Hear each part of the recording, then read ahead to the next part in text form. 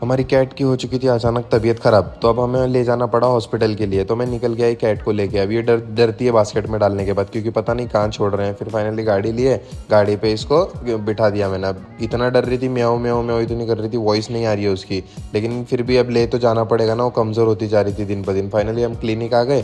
Clinic आने के बाद वहाँ पे जाके देखा तो पता चला वहाँ पे हॉस्पिटल तो ओपन है, लेकिन डॉक्टर ही नहीं आया। डॉक्टर कब आएगा पूरा, तो वो कह रही है शाम को आएगा। अरे यार, खैर डॉक्टर तो नहीं था, तो मैंने ये बर्ड्स देखे अनोखे से बर्ड्स। मुझे नहीं पता ये बर्ड्स कौन से हैं, आपको पता हो तो कमेंट में ज़रूर बताना ये बर्ड्स का नाम क्या है। तो जा रे जा। ठीक है, डॉक्टर नहीं है, जाना ही पड़ेगा। फूड ले लिया हमने, फूड लेके आ गए घर। अगर तुम लोग नए हो तो सब्सक्राइब करो, वो जो लाल वाला बटन है उसके साथ स्कैम करो या फिर महफिल जमाओ, मुझे नहीं पता, बस क्लिक हो जाना चाहिए।